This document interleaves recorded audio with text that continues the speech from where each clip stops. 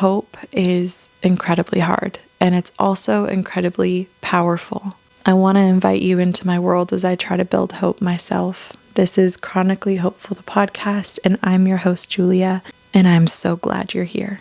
Life is so beautiful, and life is so disappointing.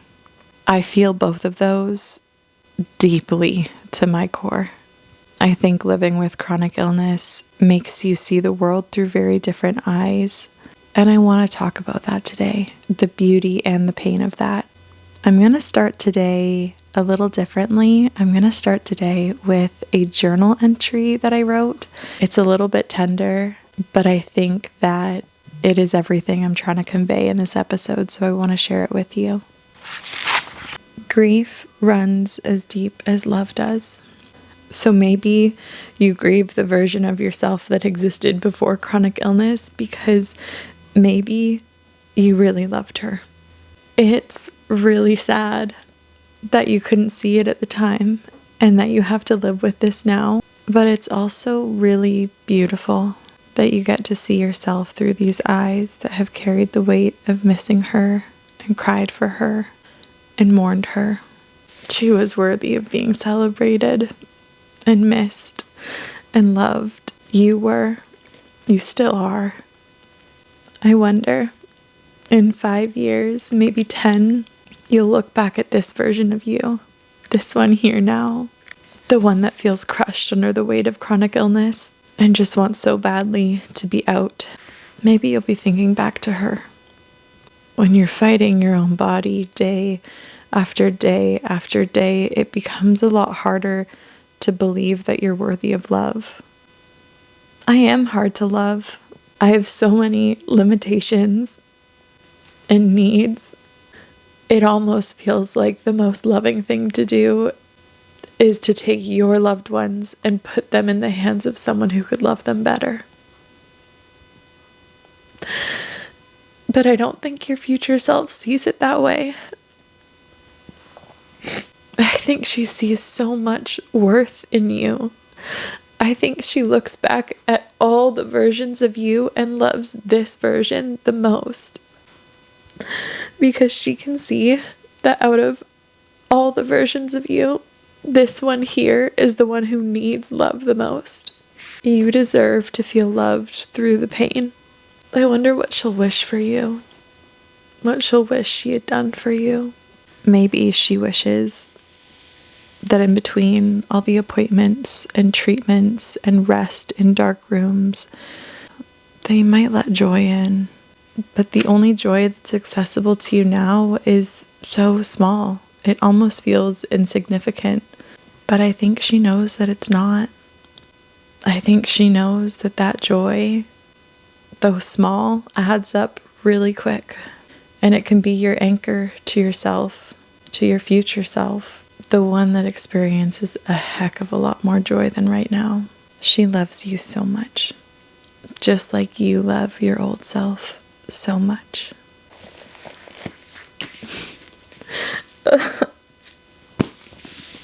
Man.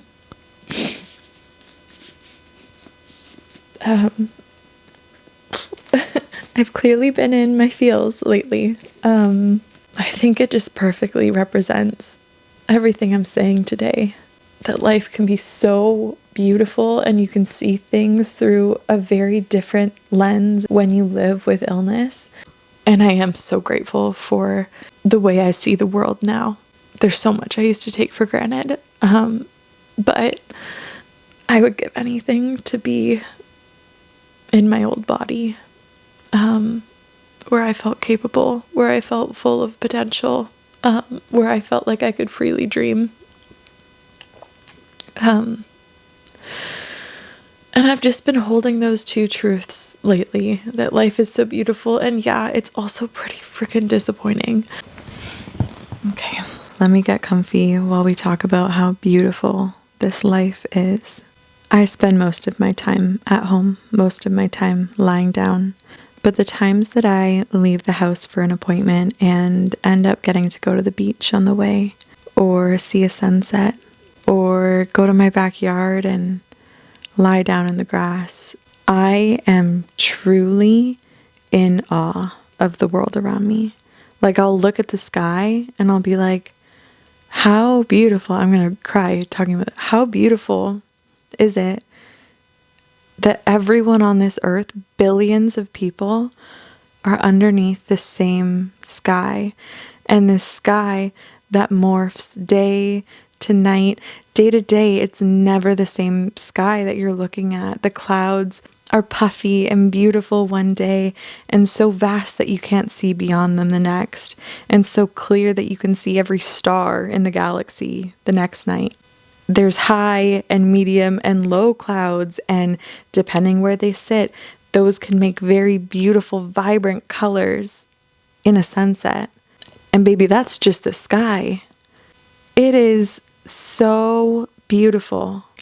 And yet, there's light sensitivity, and there's not being able to do a lot of the things that I'd like to do to go enjoy those and see them to the fullest. I miss camping where I could just stare at the sky and count shooting stars all night. I miss my favorite sunset spot. That's a 35-minute drive, and now by the time I'd get there, I'd probably feel a bit too symptomatic to really be present in the moment. I think for me, when life is so full of challenges and limitations and barriers, but such a deep desire to live, there is a constant yearning, a deep yearning for more in a body that won't let you, at least not right now. And that's where it is so disappointing. So these two truths exist, at least for me. I'm not going to deny either of them. I want to feel both of them, because if I didn't feel the life is so disappointing aspect, I don't think I would appreciate near as much how freaking beautiful every tiny thing is. That contrast is what makes the highs so high. So instead of trying to snuff out the lows, here's what I'm trying to do. If we try to see them as garden with roses and thorns, when it rains, both will grow. It's been raining for us, and both have been growing. But we can make note of what things bring us to the life is so beautiful mindset more, and if any of that can ever be in our control, and then vice versa. Are there certain things, certain activities, certain conversations that trigger life is so disappointing? And if so, is there any way that you can support yourself to expect that low to come, to support yourself through it? Can we water the garden more?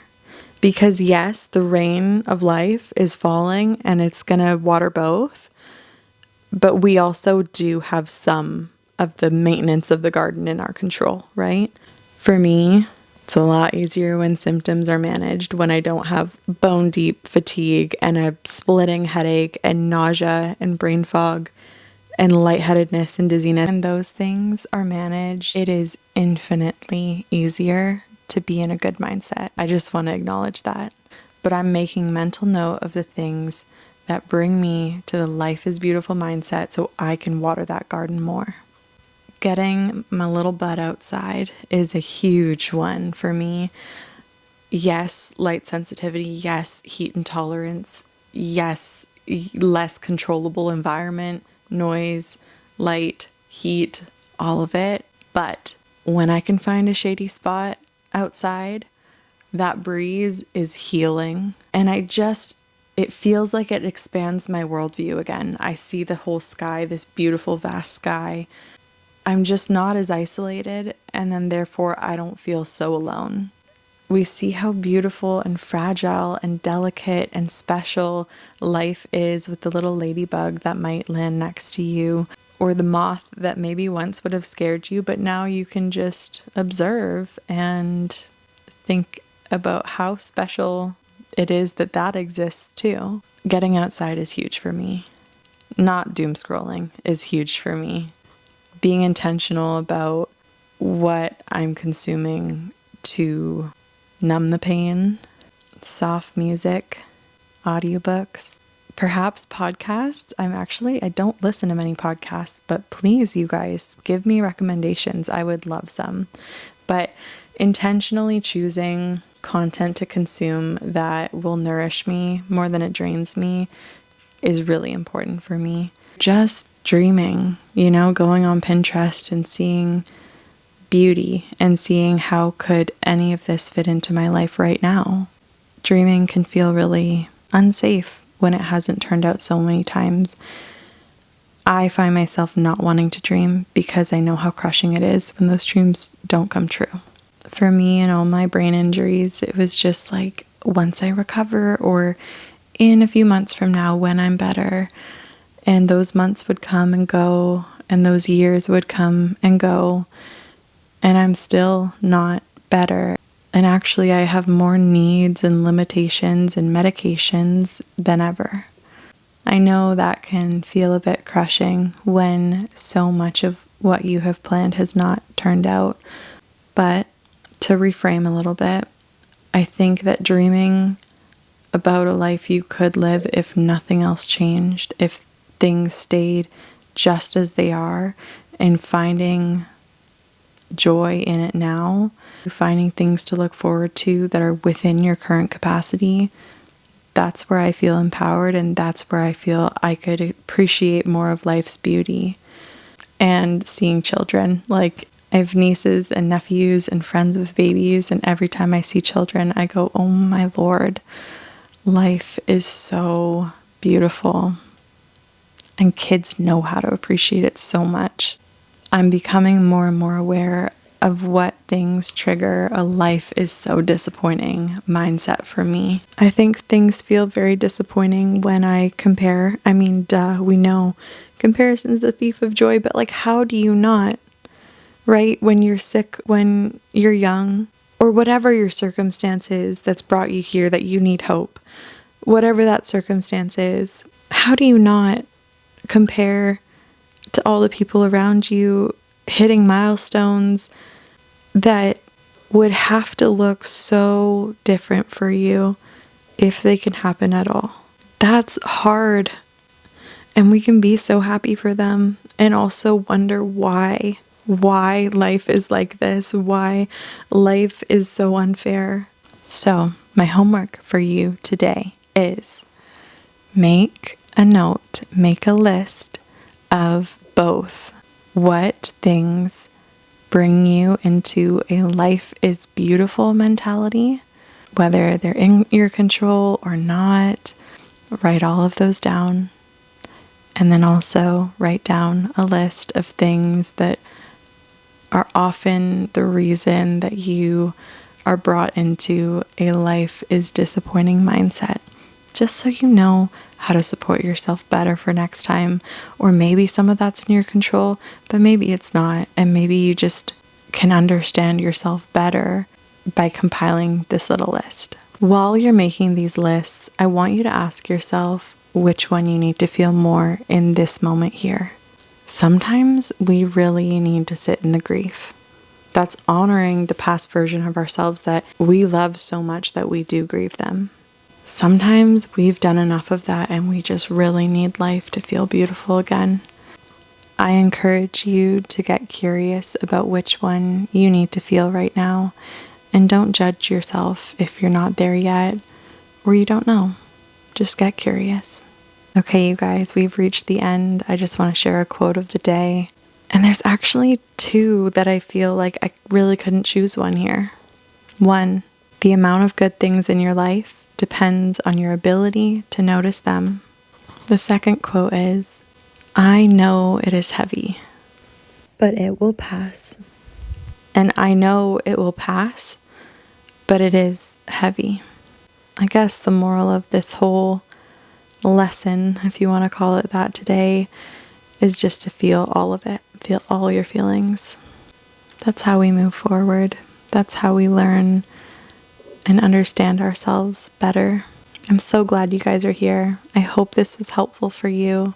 Honestly, I'm feeling a little lighter after talking about all this, so thank you for being here.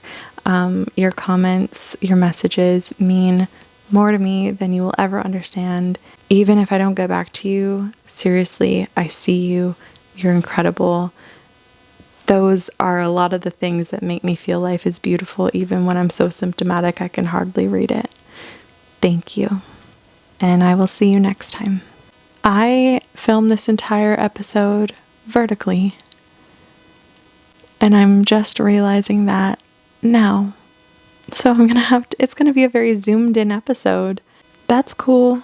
I also deleted my last episode right off my SIM card by accident. I was clearing space, didn't realize. There's been a lot of learning curves. I appreciate you guys. Speaking of learning curves, there wasn't that background noise buzzing going on last episode, so I'm really hoping that didn't come back because I actually don't really know what that was. So, you guys, I'm learning and I'm so grateful that you're willing to stick it out with me while I do. I love you guys.